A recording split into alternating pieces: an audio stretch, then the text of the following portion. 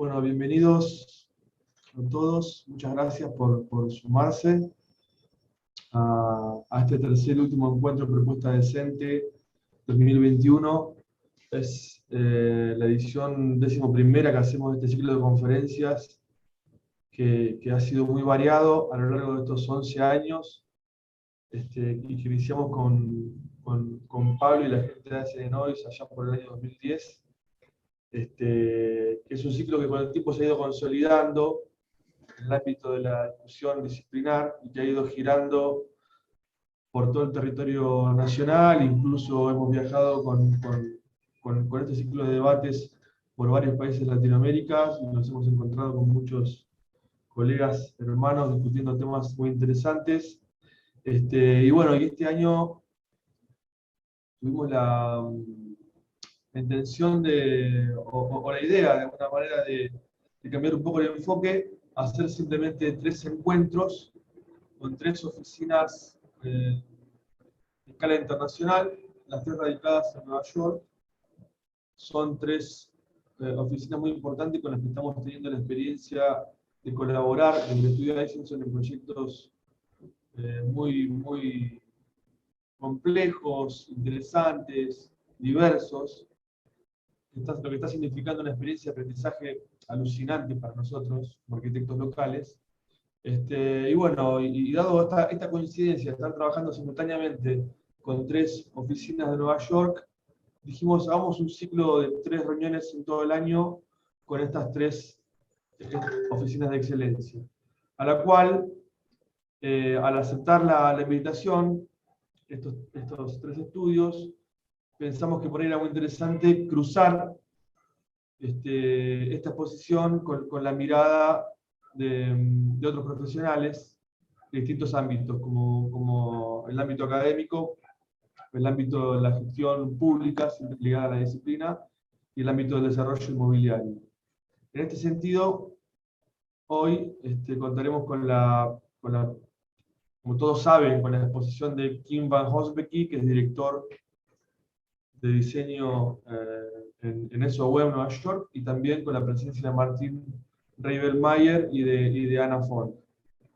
Así que bueno, muchas gracias a todos. Yo voy a leer rápidamente un poco las credenciales de los principales, digamos, de quienes van a estar en la mesa hoy, para que sepamos un poco a qué se dedica cada uno.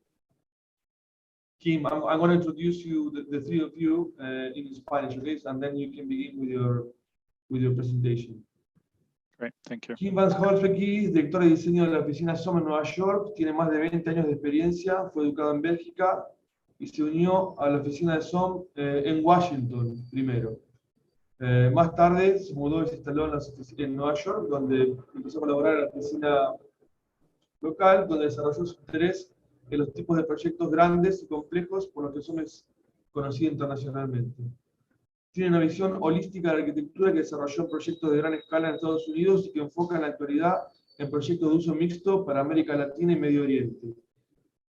Su interés por el desafío de diseñar proyectos memorables en el trabajo de Kim van Hosbeke prospera dentro del enfoque multidisciplinario del SOM acerca de la planificación urbana y del diseño de gran escala.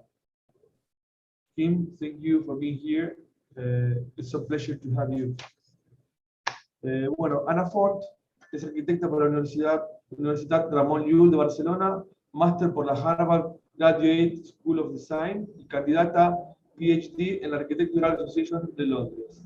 Ha colaborado en oficinas en Buenos Aires, Barcelona, Boston y Tokio, y es profesora del proyecto 3 y 4 y de sistemas y modelos en la Escuela de Arquitectura de Estudios Urbanos de la Universidad Torcuato Di Itela, donde coordina el archivo de actividades extracurriculares y la serie de archivos de arquitectura. Ha sido editora de Cine Singular, ha publicado ensayos y proyectos en Plot y Notas, y colaborado en la edición y producción de los libros Suprarural, junto a Ciro Nacle y Luis Ortega, y de Generic Sublime, de Ciro Nacle, publicado por Harvard GSD Actor Publishers en 2016. Finalmente tenemos a Martín Reibelmayer, que es especialista en gerenciamiento y dirección de proyectos y obras en la Universidad de Buenos Aires, ha forjado su carrera llevando adelante la gestión de diferentes planes, programas y proyectos en materia de infraestructura pública. Entre los años 2008 y 2011 formó parte del directorio de la Corporación Antiguo Puerto Madero, gestionando el Plan Maestro de Desarrollo del Barrio. Asumió la titularidad de la Agencia de Administración de Bienes del Estado y la vicepresidencia del Comité Ejecutivo del Programa de Crédito Argentino Procrear, a la vez que integró el directorio de la Empresa de Suelos Públicos y Playas Ferroviarias de Buenos Aires. Se desempeñó como consultor independiente en materia de infraestructura pública para gobiernos locales y asesor en diversos cuerpos legislativos internacional y subnacional. Ha formado parte de diversos jurados de proyectos nacionales e internacionales y además ha publicado una serie de libros entre los que se destacan El valor social de los bienes del Estado y Gestión, Planificación y Territorio. En la actualidad se encuentra ejerciendo la vicepresidencia de Agua y Saneamientos Argentinos, AISA, como director de la especialidad en Gestión y Producción del Hábitat del Instituto de Arquitectura de la USAM. Muchas gracias, bienvenidos Martín, Ana y especialmente Kim. Vamos a... Bueno, acá me dicen que hay un problema con mi micrófono. Bueno, espero que se haya escuchado algo, que se haya entendido algo de lo que Se dije. escuchó bien, pero se entrecorta un poquito, Ron. Por ahí más cerca. Bueno, gracias. Bueno, igualmente ahora, Kim, it's all yours, so thank you very much for being here. It's a pleasure to have you with us. And we are really excited to hear you. Great. Thank you, Rodrigo. It's great to be here. Thanks for inviting me, myself, and representing SOM in what I hope is going to be an interesting dialogue about what's happening around us. As Rodrigo mentioned in my bio, I've always been very intrigued by the public aspect of the project we do. And here at SOM, due to the scale of the projects and the scale of the world that the firm operates, we very much think and operate at that level. And for today, I wanted to kind of really step beyond projects in some way and talk about that public aspect that we as architects, developers, engineers, policymakers have in common on how we are influencing or can influence the urban fabric. And so with that, I will have a little presentation that I think can foster, hopefully, a good dialogue. And I call it change. In the times, the last couple of years that we all have lived through, a lot of changes are happening around us, both in a lot of aspects. And in some way, you can almost call it the survival of the fittest. And the picture here is Harriet, which was the oldest turtle from the Galapagos. Galapagos, where obviously Darwin came up with his theory of evolution, and where he, the survival of the fittest kind of idea came from and started. But the survival of the fittest is maybe not the right, you probably read it the wrong way if you're too fast with filling in what fittest means. Charles Darwin actually labeled the fittest is not the strongest of a species that survives, nor is the smartest that survives, but it's the one that is most capable to adapt to change. So it's not about strength, but it's about adaptability in conditions of change. And in today's world, a lot of things are changing around us, and things that really directly relate to us architects and planners. And so with that in mind, I wanted to do some observations. Obviously, the biggest change that's happening all around the world, and we all are directly or indirectly affected through, is obviously climate change. In the last, decade, but I would say the last 5 to 3 years, it really became very present in everybody's households in every country around the world in some way or manner. And so that change is inherently affecting what we do as architects. It's affecting how we live, where we live. It's affecting countries and streams of populations. It's affecting where people move to, people moving to cities or away from countries to new countries. And so it has a tremendous amount of impact on what we do as planners, as architects, from the small, nimble projects to the big city planning. So one big change that we're confronted with. The other big change is the world health. 2 years ago, a pandemic hit us and changed everybody's life again on a very different aspect on how we live, how we interact, how we survive. But it also changed cities, how we live in cities and how we use cities and the buildings we live in and work in. And in some way, New York is a city that has always adapted to change from the very early stages and continues to do that. And so in some way, you can look at the city as an example how one can adapt to change of economical climate, what the city is doing, do people live in it, do people work in it, how they connect with cities. And cities are so important when we think about the climate change. Cities are essential to be able to withstand that as our population growth can't just keep populating the countryside. So cities are going to be essential, but the pandemic made how we interact with the city and how we see the city also changed. It suddenly became a city without people. I myself have been in the city, Manhattan, during the whole COVID past few years, and I saw firsthand and lived firsthand how the city went from a vibrant, never sleeping city where you wouldn't find a spot where there wasn't a person, to suddenly a city where you could stand in the middle of the street or middle of Grand Central Station or Times Square or in the subway without a single person inside.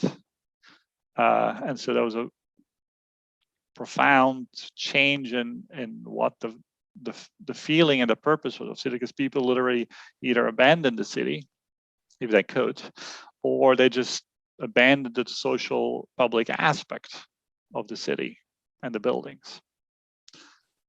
But it also showed things of the city that maybe were hidden, social imbalances. Not everybody could escape. Not everybody could retreat back in their safe house or work from home. There were essential people that relied on the city fabric and the social fabric to earn their money and do the work, or they were essential workers to keep us all safe, from nurses and doctors to sanitation workers. Essential fact of having food in the city became also questioned. And so there was a profound change over the last 2 years of how people looked at cities and how people wrote about cities, to the degree that, you know, headlines were saying the cities are dead. But then when we look back at the climate, you know, the cities are going to be so essential to help solve that change and try to minimize the change. We were also rediscovered the city in ways that we didn't use them before. We used public space in a different way. We didn't abandon. We abandoned it for a couple of months, but then again, we also saw the need of having public outdoor space. We discovered streets, not just for cars, but more and more for jogging, biking, commuting by yourself on a safe environment. And the social fabric moved to the outdoors because that was the safe place rather than a public inside, a public outside. And so we started appreciating more the public component of cities and urban fabric. Here in New York, suddenly outdoor dining became big, which, you know, again, for European cities like Buenos Aires, you found outdoor seating everywhere, but in New York, that actually was the exception. And so cities have also transformed for the positive by the appreciation of those components that we took for granted. But it also changed how we live and work. Some of us could work from home, and suddenly companies to survive also allowed work from home 100% because it was the only way to move forward. But even that change had positive and negative. And so how we adapted and analyzed that, we suddenly were confined in small quarters for those that live in the city that maybe were not made to work in because it was just a 1-bedroom or a studio. Or you had to work with your family in the background because they were doing homeschooling, and the boundaries between life, work, and that safety zone changed. Suddenly the lines were blurred. The 9 to 5, which was part of a commute, you left work behind, suddenly invaded your private life because you were doing Zooms all day. So why not at 9 o'clock? And so while there was, it was a survival mode that we went to work from home, and for a lot of us, it was a survival to be able to keep working and earning the money to support our families.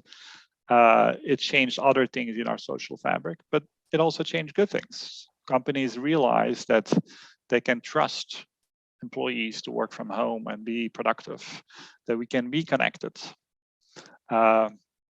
but also that coming together in an office is key for productivity and creativity, to create a culture as a company of camaraderie and collegial co-working and collaborating, as well as the social aspect after the work hours.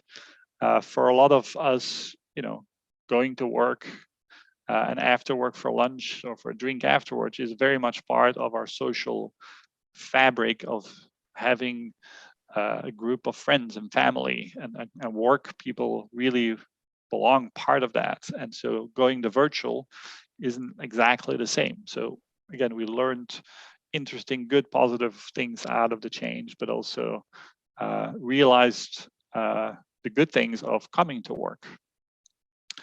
And so all that change brings us back to the first item, climate change, where there is also the last 2 years and just a month ago, or less than a month ago, policy change in regards to the biggest change that's happening to us regarding climate. There is slowly but surely, and probably not fast enough, but there is a change in action. Countries are more and more committing to action to help minimize the change that is going to have a big impact to everybody's life. And it started in, probably 5 years ago. 2015 was one of the first big ones, the Paris Agreement that was built upon this past month in Glasgow. But it doesn't have to be worldwide. Cities were leading the charge early on when countries were lagging. Cities saw the importance of responding to that change in a collaborative, strategic way. They created legislation here in New York and across the world. Cities and states took the lead where maybe others were not taking the lead, together with innovation on trying to respond, technological innovation on responding to that. And so when we look around for the last couple of years, that change really started to impact us on a lot of angles. And so how we as architects and planners really relate, respond, and react to those changes, I think is really key to what we do on an everyday. And to start the dialogue, I wanted to use a couple of projects we have done in the past couple of years, built and unbuilt work, to think about ideas of how to respond to those changes and incorporate it in the ideas and the projects we develop, or the ideas we put out there to the broader world that relate to the ongoing changes coming to us. First project here is the WeBank, which really responds to the idea of access of nature, and it's really bringing in the city into the building and the nature into the building to the benefit of the workplace. That realization that happened before the pandemic started, but the idea of having access to outdoor space and nature and biophilia was a big driver to identity and productivity of companies and attracting the best and the brightest employees. So this building really takes that vision and that goal to a super high level, where the grand plane erodes into the building, really connecting the city within, and letting that really permeate through the tower vertically as well as horizontally, and bringing that landscape and the fresh air and the biophilia directly in the environment of the everyday workers. And some of these changes happened very much before pandemic, and they were kind of forward-looking.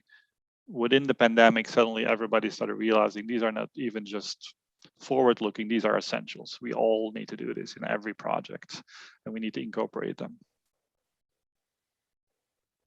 Catalina Rios, that Rodrigo and I were lucky enough to collaborate with, is a vision different than the previous one, but really in a land that is not part of the city, is about creating communities.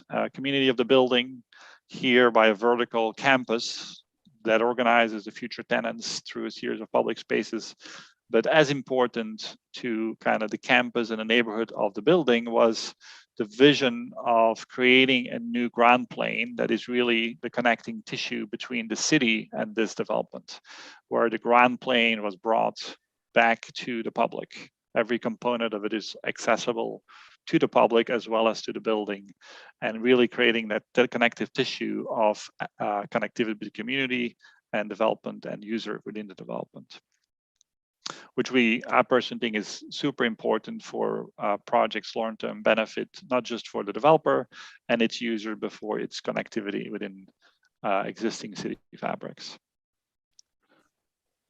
A project that we have over the last 2 years during the pandemic have been working here in New York City is redefining transit-oriented neighborhoods. 175 Park is taking a corner of Midtown Manhattan and re-envisioning what that can be. How do you intervene in highly dense urban fabric and elevate those opportunities around these critical transit nodes? Is where you want density to be located.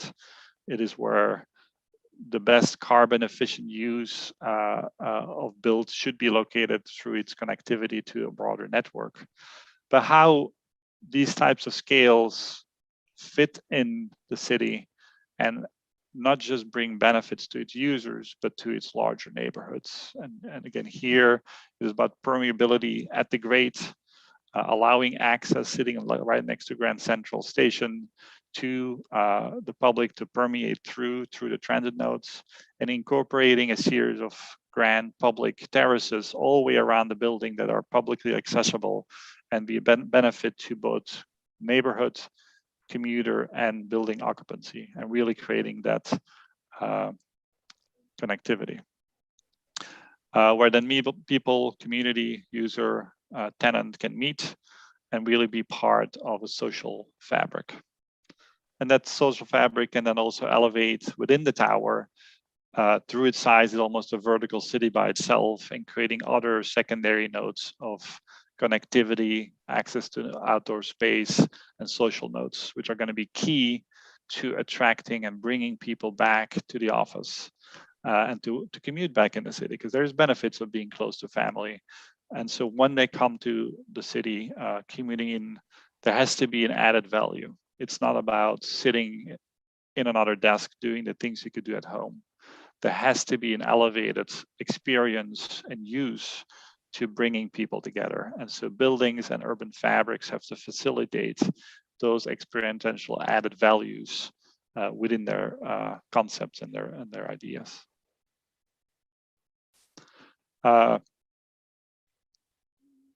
The social aspect. When we build in different regions, we need to think about how we connect it to its regional appropriateness. Here, Biosphere was an office building in Guadalajara, Mexico, that really brings the typology of a courtyard into a commercial office environment. And not only the typology of these kind of public spaces that connect people together, but also the materiality, finding local resources that are locally sourced where possible, but also engage local craft. Guadalajara has a strong culture of stone and stone craft. And the project here really found local craftsmen to give texture and craft to the stone expressions that define the building and provide shading. And thinking about how each building can have an impact, direct impact to the local community, urban fabric, but also how employment and engagement of the community is key as we, as a big firm, connect around the world and make projects that are locally anchored. And then material and carbon. Within the climate change coming to us and the built environment having a tremendous impact on the carbon, impact on the world, we as architects, engineers, planners need to think how we design things, what materials we do. So doing research on how timber, which is a sequestered material that holds the carbon within, can have a multitude of benefits. We're using low carbon materials, but we also might be able to eliminate materials due to the fact that the wood itself is a beautiful, warm materiality that can be exposed, unlike raw steel and concrete. Sometimes people add to it to get the human quality space in there. And so working with research facilities and code agencies to get new materials, new composite materials approved in the code is key to allowing us to utilize new technologies that are more efficient and will help us to combat the carbon impact of our trades. And then last, I want to end with the Urban Sequoia, a vision project we actually presented at the COP26 in Glasgow, which was a research project that we as one did with a series of partners to see how our built environment can be part of the solution, not just reducing the impact of what we do, but actually part of the solution of taking out carbon, and how the buildings that we build can not just try to minimize the carbon impact, but actually have a positive impact where, due to the fact that we're going to have to build to new build structure in cities, which are the most efficient to absorb the population growth, but thinking about how materials and the building structure themselves can contribute actively to take out carbon out of the air. And so when we see that at the scale of how much new building there will have to be built, together with reusing all the existing ones and repositioning it in an efficient way, this was a vision piece that really brought a series of experts, both internally and externally, together and project out what we think we as a group of engineers, planners, specialists can achieve to help with the biggest change that is basically affecting our societies, which is the climate change. And so we can see that at the scale of a building, but really when we multiply that idea of the scale of a building to a city, it really has the opportunity to be a big part of the solution on battling climate change. And with that, I'd like to open up the discussion on how we all, planners, urban policymakers, and architects, can think about the vision to adapt to change. Thank you.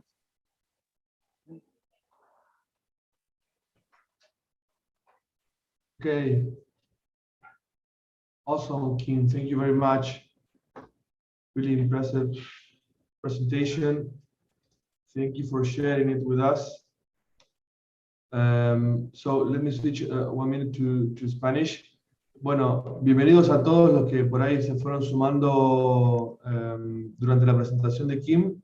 La idea es ahora por ahí cruzar algunas preguntas y respuestas, un intercambio entre Kim, Martín, Ana y Pablo o algunos integrantes de nuestro estudio.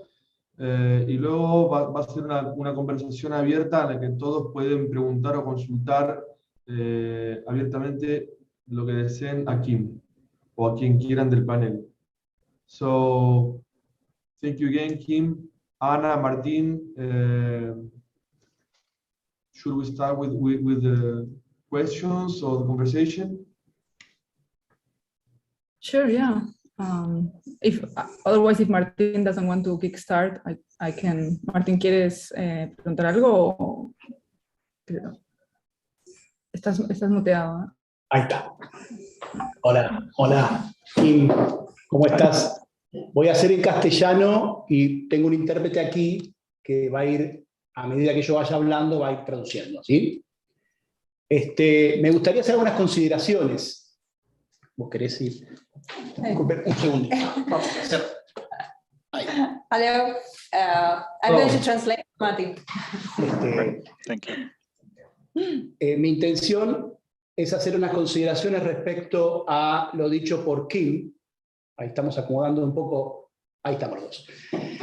Que verdaderamente es muy interesante lo realizado por Kim, al punto que culmina con este proyecto de Urban Sequoia que me tocó ver en el marco de lo que fue la COP26, que verdaderamente es un proyecto innovador porque se enmarca en lo que tiene que ver con los objetivos de desarrollo sostenible. No sé si quieres.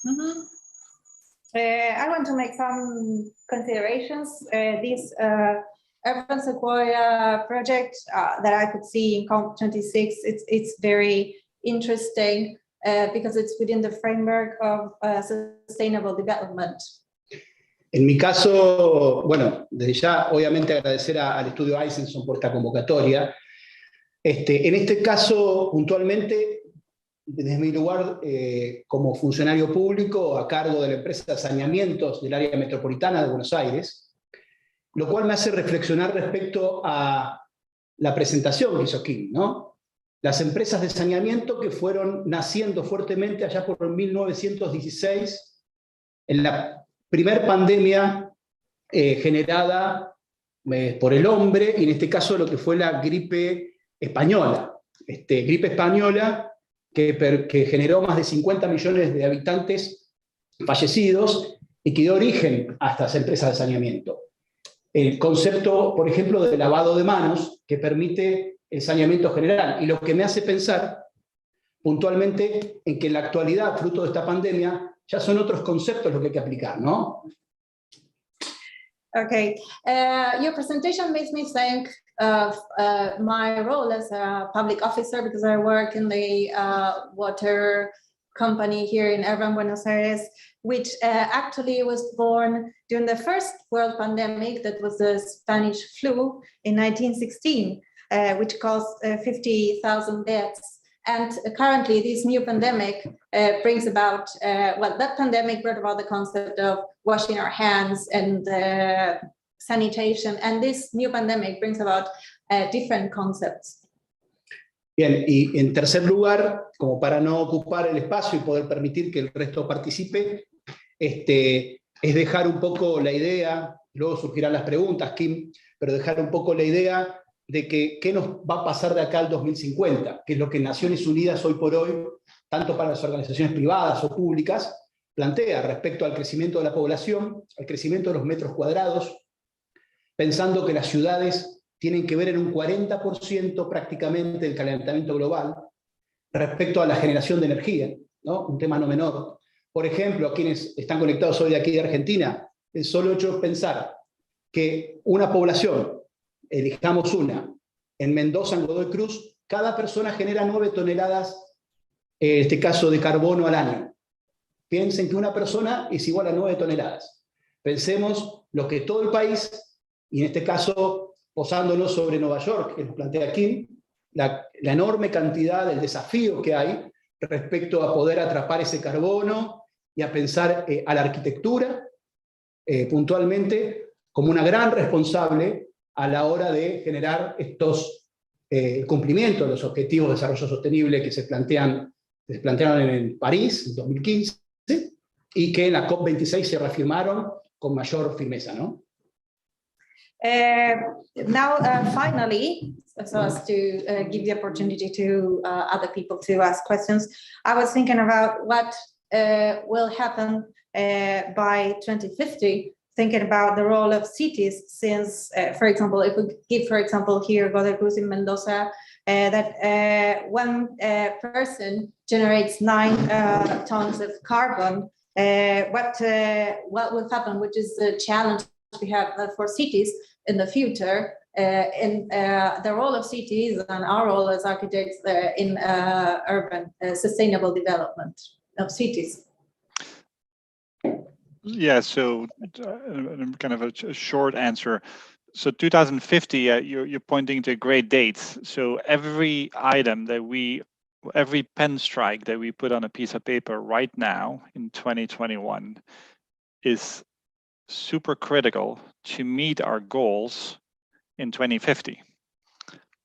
And so while 2050 looks for some of us far away, it's 30 years away. Some people are not even 30 years old that are on this call, but every new building that we position now should be aiming to almost be carbon neutral, because on top of building the new buildings that we need to build because of the growing population and the growing urbanization, we also will have to look at all the existing buildings and make them as useful and as efficient on energy and potentially carbon negative where possible as part of the solution. Because obviously for the last 100 years, we've built cities that are not built to those goals. And so every move we draw right now is as critical to be able to meet, that 2050 year.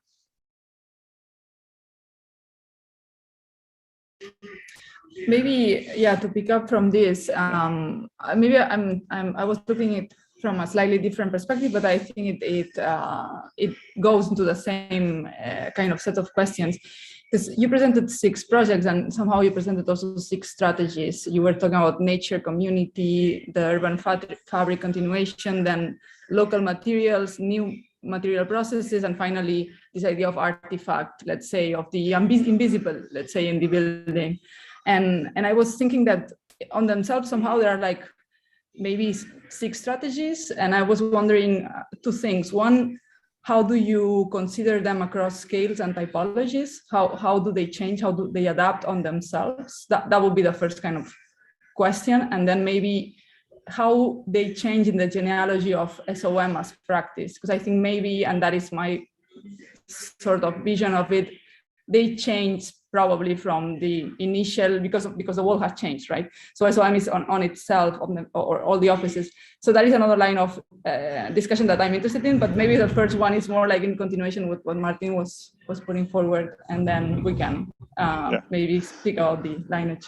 So you're right. I kind of selected those 6 projects because they each touch upon, an aspect more strongly than another. All of them, I would say every project starts with kind of a holistic idea and tries to explore what is critical for this project at this location in this context.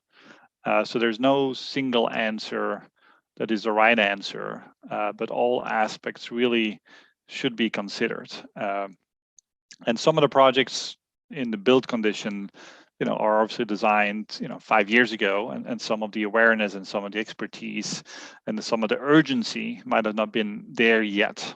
But you can see that there is kind of a seed of change, even in our portfolio and our thinking, that happened. And some of the ideas of nature and biophilia kind of existed before the COVID pandemic, and people wanted to connect to nature. It just, we're ahead of the curve in some way, and they're currently built.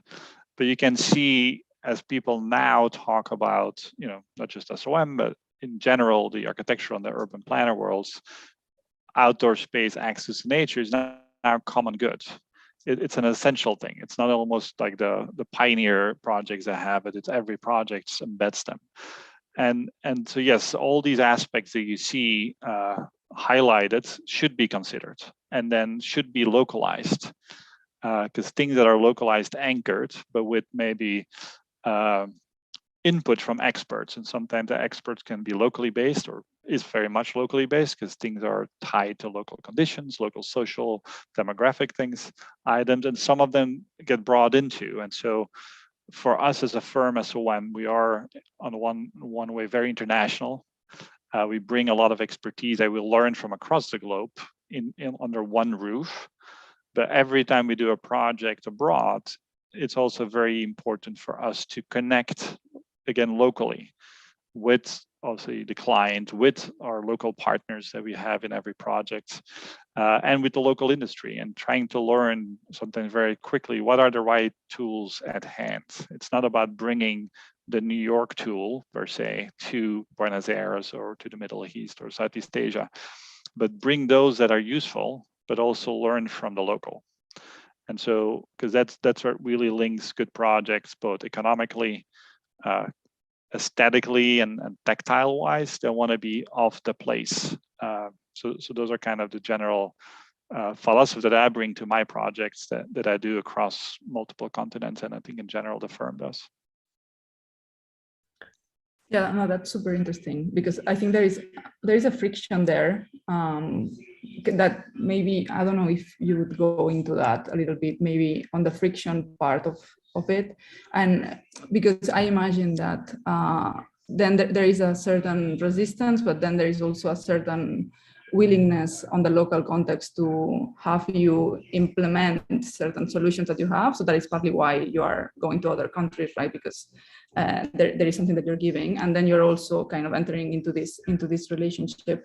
What would you say? Would you have an example of something that to you is something that you take back from the local context to the general one, and then maybe you turn it into your own, you know what I mean? Like something that you start extrapolating to other contexts? Does it have a vector that goes, back in to your strategies? There is tension. That's correct. I think I would say it as a positive thing. It's creative tension, and key for me at least is to go in with obviously the expertise that we have in-house and bring that to the table, but with an openness to hear from our local partners, and have very fun, sometimes heated dialogues of even like mundane things about elevator. On Catalina we had a discussion about like elevator density, right? And so we come from New York, where we're all used to walking in an elevator as sardines, and be close to each other. And then we sometimes go to the Middle East or go to Catalina. We had the discussion like, oh no, there should way more people should be able to fit in there. And so it's just understanding its cultural aspects and bringing those to the table and helping to elevate each other. Like, I don't think there's anybody always right. You just need to be able to acknowledge each other's position and say like, well, which one is the most valuable? Which one is the right one to move forward and elevate the project? And they can be on a lot of levels. But it's creative tension in a positive way. I actually have a question for the three of you, which you all three, I believe, teach studio, right? How do you incorporate or have thought about change that I kind of put forwards that I'm sure you're familiar with. And how do you position the new generation that you're molding as architects and planners, how to react and work with that change?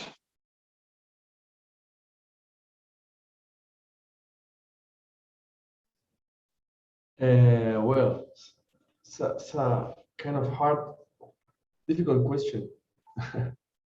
For example, in my case, last year, when the pandemic exploded, you know, my subject and also Anna's subject is corporate office buildings.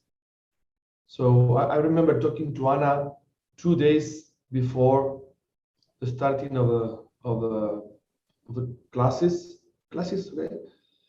And I was really in shock because, I mean, I was reading everywhere that last year was the death of offices building, so of open space, of open working space. So we worked in an exercise that it was called change hypothesis. Mm-hmm.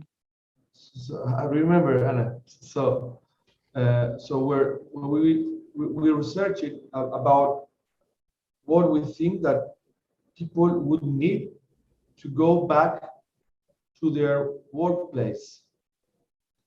So we studied about new densities, about possible new system to conditionate the buildings, and what would people need to come back to those buildings, you know. And for us, the most surprising result was that the mixed-use building in a new type of concept would probably be the solution. Our kids were saying it's not homework. They call it work home or something like that, you know. And mixing new corporates building maybe should mix living and working in the same place. But it's really difficult to pursue or to establish new horizons for changes, because also us as professionals and as teachers, we don't have a lot of information about this kind of problems that the world is going through. So it becomes something difficult to teach to our students, at least from my point of view. I don't know, Ana or Martin, what do you think? I mean, I'm not a specialist in this, so it's not something easy to focus. And I had a couple of questions. Sure. But before, I would like, I don't know if Ana or Martin want to add something to Kim's questions. A mí me gustaría agregar algo al respecto, Rodrigo. Un poco respondiendo a la pregunta de Kim, cómo nos agarra la pandemia, ¿no? Y también cómo nos adaptamos y cómo a quienes formamos. En mi caso, como director de una especialidad en gestión y producción de hábitat, ¿no? Que nos agarra en el medio de la creación de esa carrera, en la aprobación del Ministerio de Educación, pero sobre un eje firme que tiene que ver con, por sobre todas las cosas, lo ocurrido en 2015 en París, que son los Objetivos de Desarrollo Sostenible. Con el eje puesto en la triple acción que habla del hombre, del medio ambiente y de la gente. De allí la creación de una carrera de gestión y producción de hábitat. Okay. Well, thinking about how the pandemic affected us. In my case, I teach at a new degree that's habitat management, that it's actually seeking approval by the Ministry of Education, and it is based on the objectives of Paris 2015 of the triple action in the man, the environment, and people. Así, un poco la idea de trabajar sobre la ciudad, ¿no? Sobre la ciudad tanto en el dominio público como el dominio privado. Y con el concepto, por sobre todas las cosas, de la producción de la ciudad, pero con un foco puesto en la resiliencia urbana, la resiliencia por parte de los gobiernos y por parte de los ciudadanos. Allí es que nosotros estructuramos, adaptarnos a esta nueva situación de pandemia y pospandemia, formando agentes de desarrollo de diferentes ciudades de la Argentina, agentes públicos, que se dedican a plasmar las políticas públicas para generar ciudades. Y es así que temas como el abordaje multidimensional. Kim comentaba recién la enorme cantidad de especialistas que hay que reunir alrededor de un proyecto. Entonces, la formación al respecto es importante. Temas como la detección de la vulnerabilidad social, de la vulnerabilidad urbana, por sobre todas las cosas a la hora de detección y generación de políticas públicas, y por sobre todas las cosas, nuevos conceptos de producción, la gestión y el gerenciamiento de los proyectos. Así surge esta propuesta de adaptación al medio, a lo que estamos viviendo en la actualidad, pensando en los próximos años, al 2050. Okay, this considers cities in their public and private aspects. The cities as producers and focused on resilience, and that's how we formed people that can create policies in the governments. And you mentioned before all the specialists that are necessary to plan a city and the multidimensional. And so we focus on the multidimensional aspect of creating cities in the whole country. Yeah, sorry, I think I understand the question. So, yeah, what we do, and again, that's why I was asking the previous question a bit, like how as a professor do you go teach to students, architects, planners in this world that's changing so dramatically? Because if you go back 50, 60 years ago, you're crafting an architect and he's going to build a house or a building and you get full control of all aspects. And as I graduated and worked around the world, and the longer I work, the more I realize we have a role as architects or planners in a much more complex, dynamic process of creating cities, creating buildings, where we are one specialist of many, where policy and government has a role that's super critical, where and that role is created by the voters because they select the government. It's also the realization on Urban Sequoia, which started as a simple 2-week design sketch about a vision about what can a tall tower be, and realizing there was an initial idea, architects and planners that we had of a kind of a dream. What if a building can be more than just a building and be part of the solution?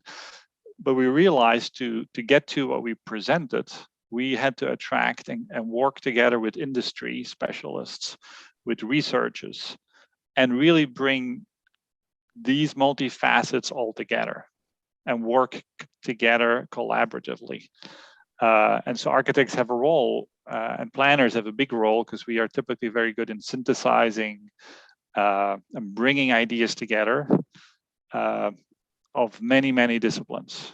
And we also have a role to advocate to policy, because policy is as critical here in New York again, there was lots of firms here and planners and great professors that have vision about climate change, but the industry in itself was a little slow in being progressive. And if you look around the world, where the most progressive climate changing policies are in place is also where the buildings are responding, from Switzerland to Europe to California.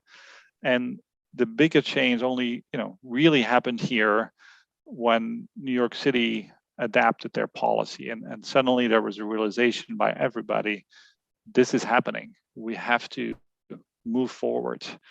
And so I think your question is, it is a multifaceted process that we all have a hand in.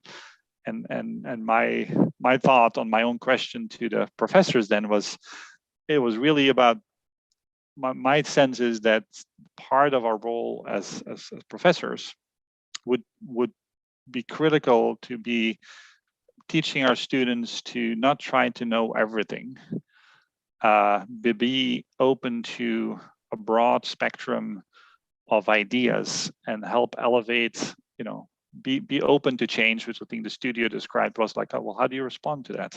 But tap into the broader spectrum of specialists to help craft your ideas. Okay, as you know, there was a third person that was going to be part of the panel, that he's not here. So I'm going to ask something, explain as if I were a real estate developer. So that's the one that is missing today. How do you convince me as a real estate developer to introduce these technologies in my buildings? I mean, because as far as I understand, all these systems increase the cost of these buildings. And in cities like Buenos Aires and I believe New York, I have another question regarding to the regulations of New York City. But how do you convince me to introduce that? Because now I'm talking as Rodrigo Grassi, and I run a big office here in Buenos Aires. It's not something easy to convince our clients. And when we talk about these issues with them, it's something that they don't want to hear. They know it's happening. We have a big problem there. We could do something about it, but I don't want to be the ones who save the world and make the whole sacrifice. So how is, in your experience, that thing? Well, there's probably a series of angles to answer that. One, not all good innovations cost money. One aspect is smart design. Right? There's a lot of carbon and sustainable approaches that are just about how we as architects and planners design buildings and spaces.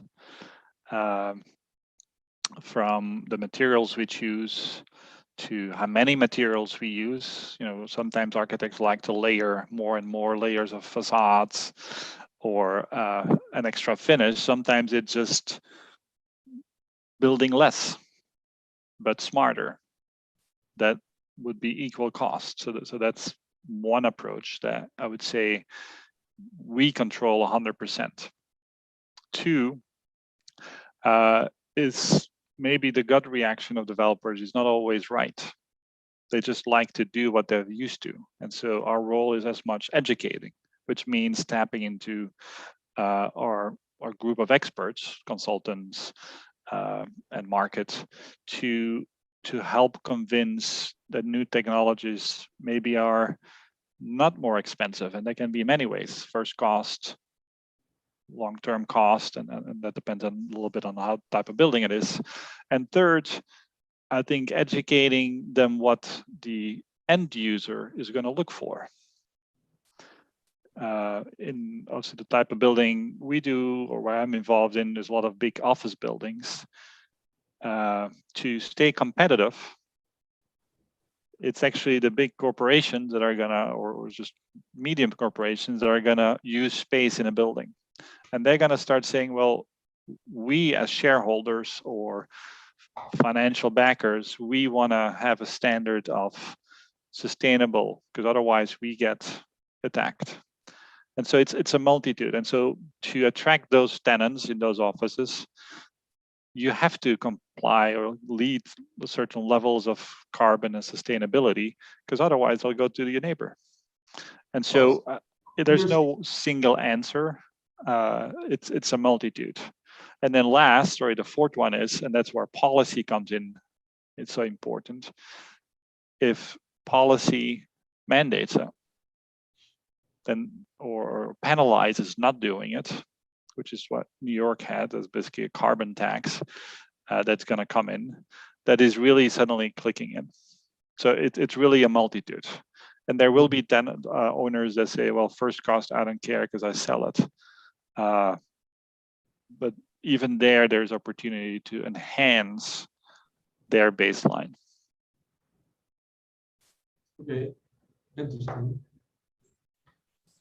I was wondering, because in a way, what you're saying, it is something that many other offices are working on, right? But then SOM has a particular take on all of them, or at least I imagine there is something there that there is a set of forces as well, because this ecology is that there is like the economic ecology, there is the ecology of the user, there is the ecology of these policies. So there are many, and it's complex. And I think, while coming back to this idea of how we train architects, I completely agree with you that it's not about learning every aspect, but to learn how to understand the whole condition, because it's also going to change, and the emergency is going to be another one in 20 years. So they have to be able to react to another emergency. But then I ask myself, what is at stake for the architectural product that we produce? Like, what is at stake for the discipline in each one of these moments? Because there is an ecology also about a disciplinary evolution. This building that you're showing us, it is interesting in the history of architecture, let's say. And sometimes we don't speak about the ecology of architecture, I think, because of course it is a push that has been kind of silenced a little bit, and maybe because it's not productive enough, and it has to be revisited why it's not productive.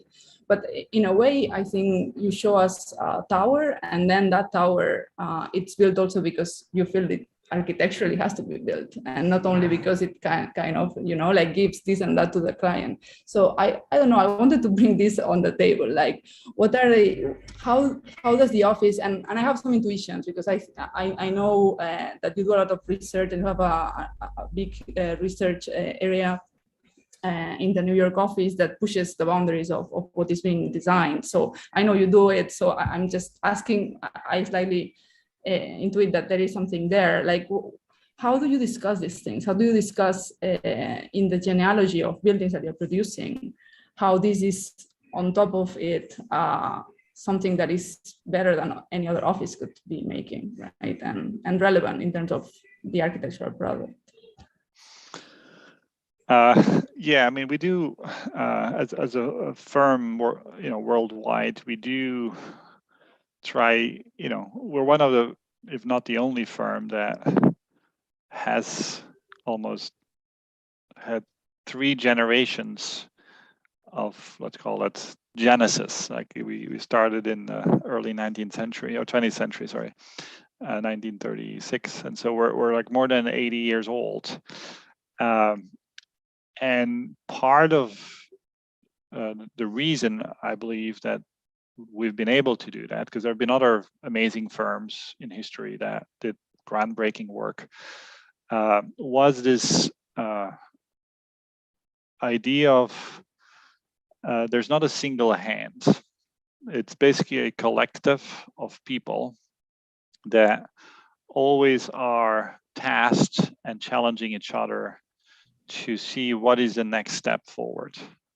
And so that is a very evolving nature of how the architecture expression is that is a resultant of an ecosystem of ideas. And so that's, I think, in general, and we have the richness of having multidisciplinary angles in-house. We have planners, we have architects. We started as planners and architects and engineers at the genesis of SOM. And there is a sense of process that has also been embedded in every project. And so this idea of collaborating and hearing each other's voices, from the project manager that knows about process and getting the project pushed forward, to the designer, to the technical designer, to the engineer, is very much part of the creative process. And that is a ever rejuvenizing process that keeps changing. That's probably the kind of more holistic answer of how it happens here and how we've been able to reinvent ourselves and stay current. And like the vision study we did for the urban Sequoia was one of those, ideas that happened over like a kind of a quick design charrette internally we did here. And it's like, oh, this is actually interesting. Like, how can we lift this idea of a building being as a tree? And we also realized we don't even have the ecosystem in-house. We brought in industrial partners and experts that are looking at things that are 20 years out or 10 years out, and started to imagine how can they be applied to our industry, our architecture, and be part of a bigger vision. So I want to ask you something about the urban Sequoia. Did it have a specific use? I don't remember. Is it office, mixed use, residence? No, I think I just put 3 slides in there, but the video is actually on YouTube too, and on our website. And that's, I think, the key thing to take away. We kind of use the tower because we do a lot of towers, and that's where the idea came, because we was like, how can we reinvent a tower? And we're kind of historically known for super tall towers. But the essential ideas in the tower, and you'll see that in the video and the presentation for the COP, is that these sets of ideas are universal. They're universal in location. You'll see some visioning in New York versus Lagos in Africa to Southeast Asia. They're applicable to each of their urban conditions, as well as different typologies. The idea of even a small multifamily building, like the biobrick can be the structural brick maybe for there, versus the biobrick in the tower is not going to be the structure because it doesn't have the properties, but can be used in a different way. So it's more about the principles on thinking how every piece of building, from a small residential project to super tall to the hospital, has an opportunity to be more than it used to be part of the solution of capturing carbon or reducing energy and creating a circular economy around that, where basically, again, the building is part of a bigger system.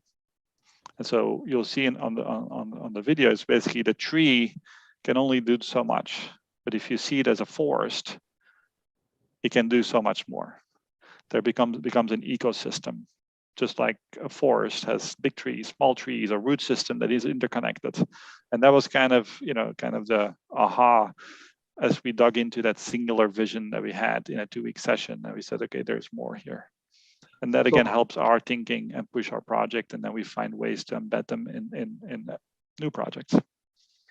So I understand that in that research, I mean, of course, you produce lots of huge buildings, huge towers. So I believe that you consider that density is an aspect that qualifies our kind of lives in these contemporary cities. And regarding that, so it seems that this kind of prototypes that you were showing us, like the Sequoia, are able just in this kind of building that they're like big sustainable infrastructures that produces carbon or whatever. So how do you connect this with the concept of density and life quality in the cities? I mean, I'm talking about the users, not only the climate thing. I mean, is it clear, my question, Kim? Yeah, I mean, I think the qualitative integration of program still needs to be maintained, right? So the building doesn't become just a machine, right? That's just, it's more, we are going to design small scale buildings, us, meaning us architects around the world. We're going to build small buildings. We're going to build mid-sized buildings. We're going to build towers, each at their appropriate scale from a climate perspective in a denser, and dense means different things in New York than in Lagos, than in Southeast Asia. Not that everything is. So we're going to build those buildings because we're in need of, because we have a bigger population. We can't have all single families on the countryside because then we take forest away, land away for food. And so, and we're going to increase the transportation between the suburbs and the country to the cities. And so density is part of the solution to accommodate the increase in population and the increase in built environment we'll need to house them. Each of these buildings will have to have the uses and the qualities that we all want to have. Access to green space, access to fresh air, collaborative workspaces, comfortable and sizable and affordable residences. So that doesn't change. It's just using that infrastructure that we're going to build no matter what to accommodate the growth, and thinking them beyond just buildings with a program use and urban spaces, but as part of the solution to extract and capture carbon. Great. Rodrigo, ¿alguna consideración al respecto quería hacer de lo planteado por Kim? Bueno, entendiendo un poco el concepto de Urban Sequoia y haciendo un trazo respecto a cómo estamos hoy, ¿no? Esto que decíamos recién, que la construcción y las ciudades aportan o tienen la responsabilidad de un 40% de ese carbono generado por la energía, ¿no? Pensando en que una Latinoamérica cuenta con alrededor del 90% de personas viviendo en ciudades, y que de acá al 2050, a nivel globo, más del 70-80% de las personas vivirán en ciudades. Verdaderamente me parece lo de Urban Sequoia un gran acierto respecto a pensar en que la infraestructura gris, los edificios, no son solo elementos estáticos, son elementos dinámicos que pueden aportar mucho respecto a lo que tiene que ver con el futuro del cambio climático en cuanto a la captación de carbono, ¿no? Ahí. Okay. I was thinking about the Urban Sequoia project and about today and cities that currently account for 40% of the production of carbon. I'm thinking that in Latin America, in the future, 90% of the people live in cities, and by 2050, 70% of the people will live in cities worldwide. So I was thinking that Urban Sequoia is not, as a building, is not a static structure, but a dynamic one that helps in the future by capturing carbon and helping climate change. Bien, un poco de allí, un poco la pregunta, ¿no? Ustedes lo han planteado en la COP26.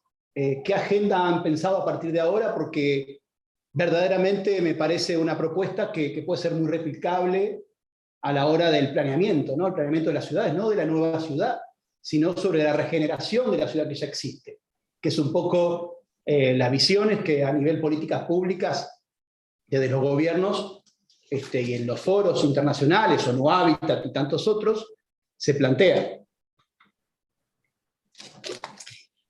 So you introduced this project in COP26, but what are your ideas now for the future in the sense of replicating this project and also in planning of existing structures, especially thinking in public policies and governments? Well, so we just revealed our urban Sequoia, so and has been receiving a lot of great feedback and engagement, and that's exactly kind of part of why we want to do it. The building doesn't mean it can be built right now, but it was a vision piece, and so for us it's a start to continue exploring those ideas and finding components or holistic ideas and embed them into new projects, or as well as get policy influence. Because a lot of these new innovative aspects that are going to help us to get there, from low tech to high tech solutions, are going to need a jump start. And policy, again, from government subsidy early on to get prototypes going, to trying to find ways to entice builders, public agencies or developers or private companies to build them, will need that kickstart, just like solar panels. When solar panels started, they were not profitable at all, but in 20, 30 years, now they're producing cheaper energy than a lot of the other power sources. So a lot of these technologies is bringing them to the table in the discourse, and then seeing in architects, in planners, as well as engineers and policy, and trying to bring them into reality. So that's really our next hopes of that vision project. Yeah.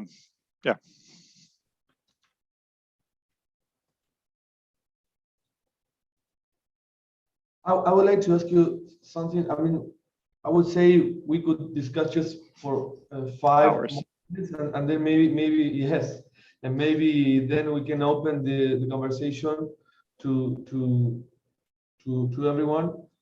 I would like to change the subject for 1 minute, but I was wondering, maybe it's something that I should know, but I just don't know it. So I want to ask you, Kim, what about, how do you find the constructivity in New York plots or lots? How do you say? I don't know how do you say. I mean, how can you build such huge buildings in small lands? What does it depend on? How do you get that? I mean, because we have a huge thing about it. So I think if I understand your question, it's why can you build big the size, right? Or is it the constructability? Constructability. I mean, okay. Yes. Because it's 2 parts, right? One, there's this, again, city policy defines where you can build tall and what use. Right? There, like Midtown, where that tall project is located, is historically always been the commercial district. 15 years ago, they started thinking about, as downtown started to develop, and in ever-changing New York, downtown was rebuilt, new commercial office space was built there. The west side, Hudson Yards, got rezoned, and from rail yards and infrastructure, there was a need for more growth in the city, because again, people kept moving to New York. There was need for new commercial office space that was kind of to the level of the 20th century. And so the whole west side was rezoned for mixed use, but a heavy load on commercial. They started realizing that Midtown, which was pretty dense too, was potentially losing its state and its position within the commercial market, and with that, New York within the bigger world from a commercial office market perspective for tenants. And so they changed the zoning in a very dense area already to entice some of the smaller, less efficient buildings that are not really up to current needs anymore to allow for bigger buildings, because there was a realization to stay competitive and to be current, the policy had to allow for that. Within the policy, it was not just about allowing bigger buildings and newer buildings. It was also critical when they allowed that, from a policy perspective, to say, well, we also need to improve our infrastructure, our urban infrastructure. And so to build these big buildings, these big building developers need to invest a certain amount in public transportation infrastructure and build new or renew existing infrastructure that just needed more help. So the private development created new or renewed infrastructure in the transit, as well as requirements of open space. We were required to have 10,000 square feet of public open space, about 1,000 square meter. We actually tripled that. We made about close to 30,000 square feet, so 3,000 square meter public space. So the policy realized for us to be competitive, we need to allow for new state-of-the-art office building, repositioning or brand new. But we also need investment in the public benefits, public transportation and public parks. So that's how, and there's some areas in Manhattan where it's about residences, right? So there's policy on what use should go where, so it benefits the whole city. So that's where and why we could build this tall building, because it was at the right location, right next to transit, where you want high density, and with an added benefit of public benefits that then benefit the larger community. How? Construction logistics, that's our amazing partners in the construction world that know how to build this. And this one will be very... Yes, but my question was policy. Okay. It's about policy. Okay. Because honestly, I remember that you told me when we were working together a couple of years ago here, you told me that you were working on something big next Central Station. This is it. No, it was really next to Central Station.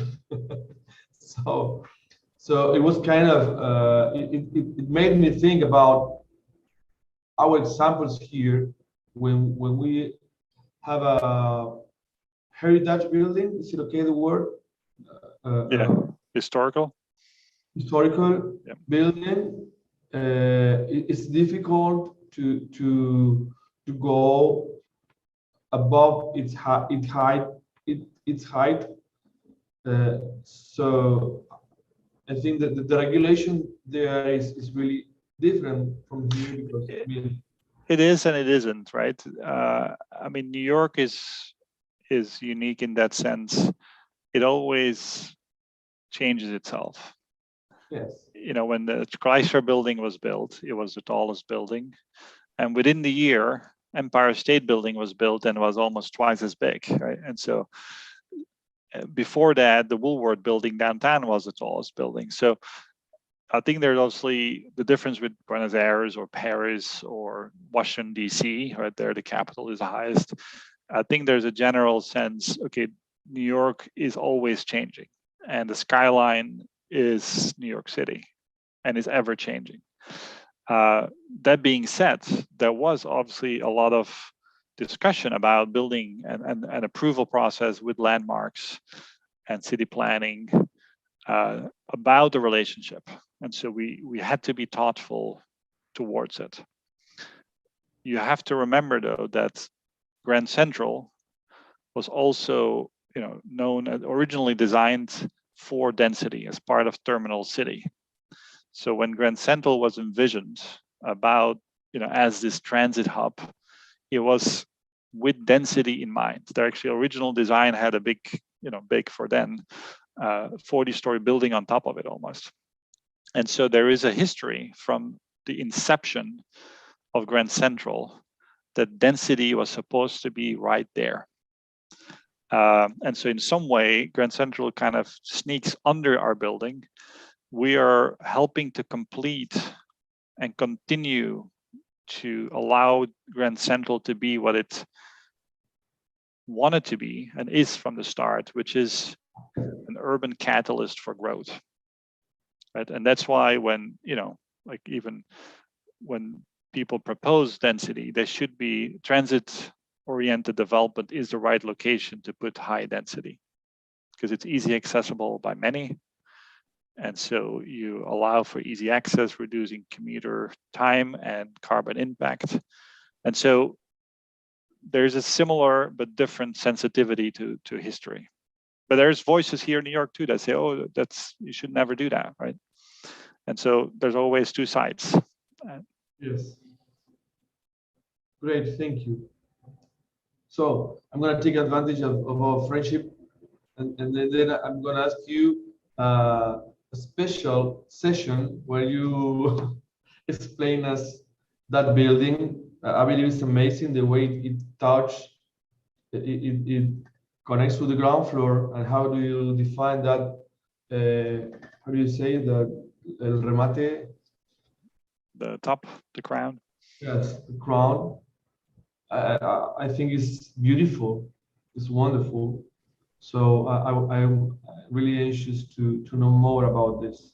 Sounds good. So thank you very much, Martín. Thank you, Ana. Of course, thank you, Kim. Tenemos unos minutos para abrir la conversación al público. Los invitamos a todos que sin miedo ni vergüenza pregunten o abramos la conversación para aprovechar que tenemos la presencia de estos tres invitados de lujo.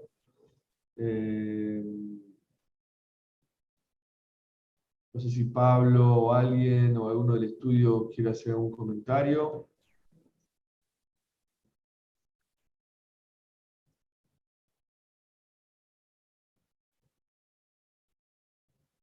Vamos. Don't be shy.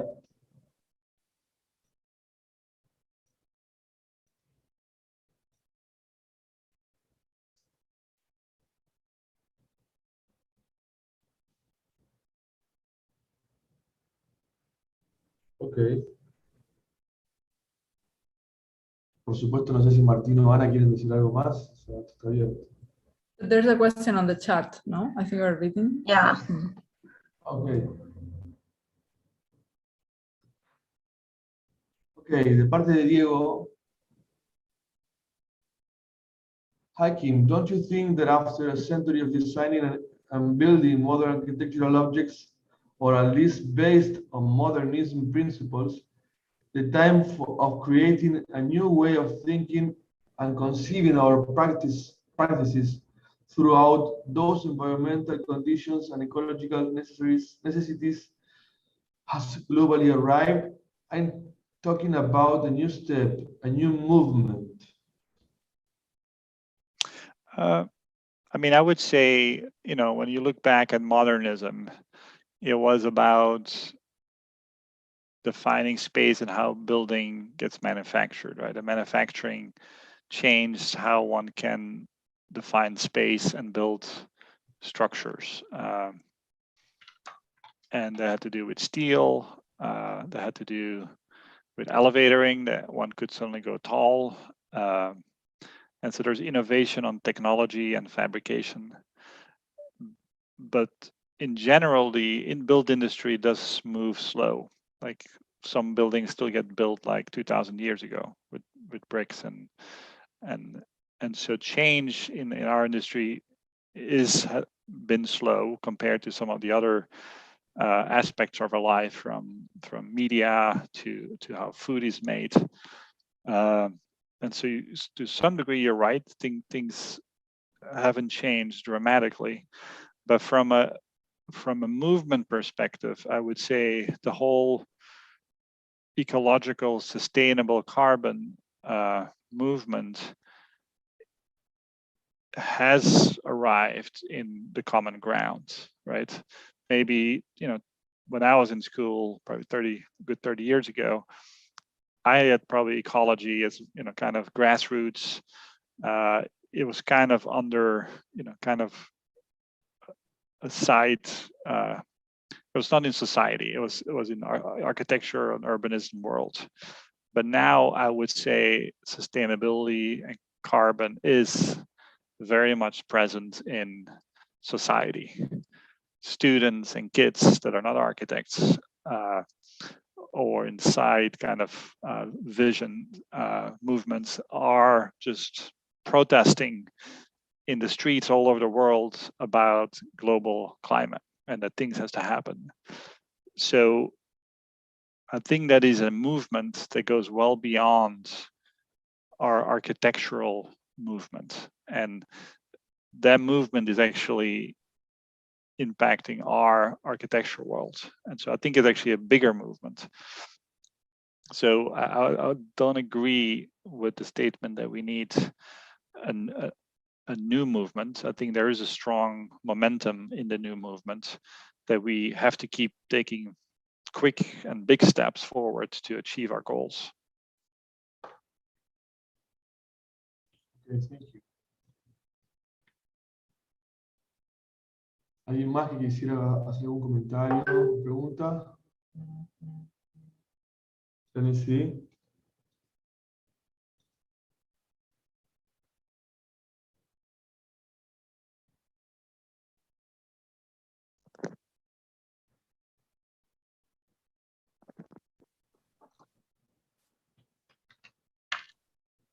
Ok.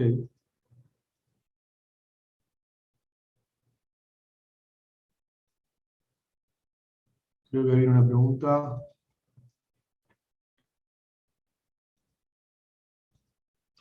Hi, Kim. In Argentina, some or many architects feels that sustainability is something that's marketing strategy.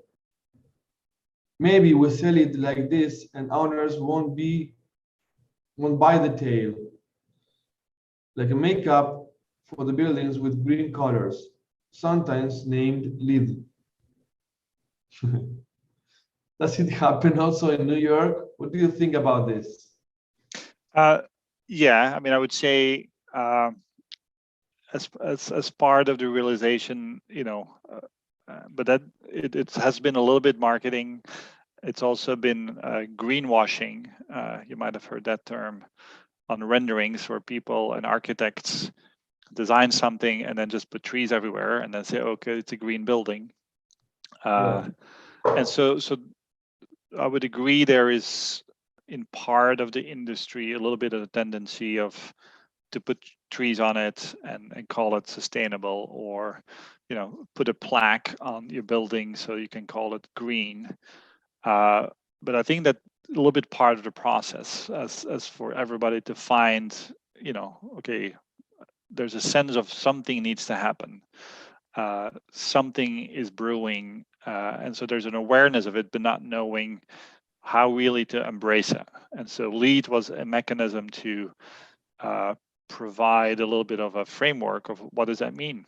Okay, and so then some people just started using that as the kind of process, but really what's behind it is a more holistic thinking.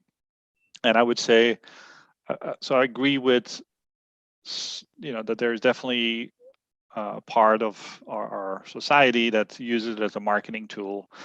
But again, it elevates each of those projects, right? That's the benefit of using a label. You can only use a label when you actually comply with that. And that label every year gets renewed. And to get that label, you need to do better and better, better. So it's kind of this soft peer pressure of I want to be equal to my neighbor or better than my neighbor. So in that sense, it's, while it's a little bit of a marketing, it is helping to elevate the norm little by little. But I think there is, in general, by architects and developers in the last, again, 5 years, as LEED became kind of mainstream, a more holistic realization, I think, at least with a lot of our clients, that LEED is just a method of tracking and helping us to guide. and that there's a much more holistic thinking that's starting to happen. Again, I wouldn't call it mainstream yet, but I think the momentum is rolling, that it's getting past that green washing of pictures and marketing use of LEED. So I'm hopeful that it will happen. Thank you, Kim. Do you have any questions, my friends? Okay. There's another one. Okay. I think you're gonna have to. Do you want me to translate this one, or do you want to do Sure, I'm it? trying to read it, but it would probably be best if you confirm what I'm reading is correct. Okay. Yeah, it's a question in relation to the application of new technology and new biomaterials. If you think it's a goal, Yes. a goal that you can like reproduce in height and symbolism in the, if it's something that can be applied to high-rise buildings, and mostly those that are made in concrete and steel. So instead of using those materials, if you can use biomaterials, like our new technologies that are more common now, I guess. Yeah, so I think it's two parts. I think there's new materials, new technologies on a broad spectrum. And some materials are going to be more tailored for high rise, especially the more high-tech versions, because they typically come with a higher cost and a higher complexity. But like the carbon fans that basically literally suck out carbon out of the air, where we were imagining them as part of a natural stack effect in a building, so you don't have to force air through it; it goes automatically. And so some of them are more applicable to taller buildings, or let's call them more complex buildings. But there's other ones like timber or biobrick that, timber is already approved in a lot of states and countries for low-rise buildings, and one can build pretty tall buildings there. And so there, the process is working with agencies and approval building departments. How can timber be used and approved, because the codes typically don't allow it, in taller buildings? I think in Europe, there's like a 40-story building, I think in Sweden going up. And so on the one hand, there is materials that exist historically, timber buildings existed for centuries. And how can we make better timber, mass timber, laminate or in combination with concrete or in combination with steel to build taller buildings and keep them safe? So there are definitely opportunities for some of those newer composite materials to be introduced in tall buildings. But then there's other materials that are applicable and very much suited for small buildings. Like I said, the biobrick is a very low-tech material that can be used in many low-rise buildings around the world and can be locally produced. So I think it's, it's not all the new materials are just for tall buildings. Some of are small, and just finding the right application for the right product. Okay, great. Thank you, Alejandro. I want to ask you something. I would like, now that my partners are here, is everybody came back to your office in SOM? We have officially started return to work, mandatory, a month ago. We are adapting, the good and the good, trying to adapt the good of both worlds, where it's a hybrid, where we are mandating, currently it's 2, ultimately we go to 3 days a week, where we want people to come in the office. But we also want to give the ability for people to work from home, where maybe they can be more isolated and have focus work, or have a little bit more connectivity with the family because they don't have to commute, or in the summer ability to work from, if they go away for the weekend, they can stay an extra day and work from there. So we are kind of trying to adapt to that change that we had to deal with and have to live through the pandemic, and adapting the workplace yourself. But we also we realize that the collaboration and the productivity of creativity is not as it's possible through Zoom and remote, but it's not as effective, and it's not as creative. And so we see the benefit of what we have been designing for the last 2 decades, and creating these collaborative workplaces where we have incidental meeting spots at the coffee corner and where we have social interaction. We also realized that was all very necessary, and that people are missing the social interaction and the creative juices that go flowing by walking through the office and seeing other peers see what they're doing. And so we're adapting to the kind of new work environment. But I've personally been coming to the office probably for a good year already, almost every day, for my mental break between office and home. I started biking before. I biked a little bit in the city, so I picked up my European roots again, and started biking because I was a little hesitant from the subway in the early days. But I kind of incorporate that in my daily commute, and I have my workout of a nice bike ride home, and it's a refresher between work and home, and in the morning from home to work to get ready. So yeah, it's great to see everybody back in the office. It was almost a reunion party that we had when people started coming back. So it was really exciting to see everybody hunger for social interaction. Great. Bueno, no sé si alguien tiene alguna otra pregunta que quisiera hacer, algún comentario que agregar, alguien del público, o Ana o Martín.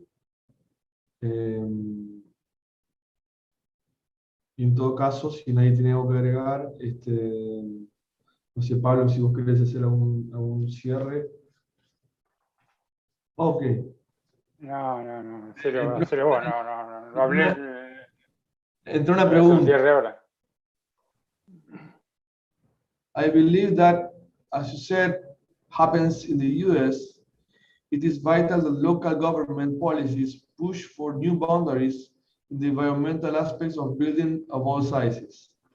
However, as Agustina says, this is used as marketing strategies in some big buildings around our country, and the concern that this is necessary and that it is necessary to be green has not kicked in yet in most developments and government authorities. Do you think it's possible to create these policies in third world countries like ours, where these issues may not be considered as vital in government's agenda? Sure. I think the newer, the project we get involved in Buenos Aires, in most countries, is typically also tailored to international audience. So I think there it's typically more than marketing because the audience demands it. I would say the comment about the governments don't think it's a vital agenda. It's as vital as you people that vote make it, right? So the government is not a third person that you don't control. You as a citizen have a role to play in electing your local, your city, and your country's elected officials, and you are giving them a mandate. Now, I do maybe agree, coming from Europe and the US, we maybe have a luxury that our elected officials typically mostly do what they've been asked to. Although the last president, we also realized that's not always the case. So I would just, if your elected officials are not doing what you think is important, you have a voice. And you shouldn't forget that. And then you, as you know, in your daily life, also have a choice in decisions you can make on a daily basis, from what you do, what you buy, how you build, how you consume. Those are all decisions that every citizen has in their own control and can contribute to the direction that society has to play.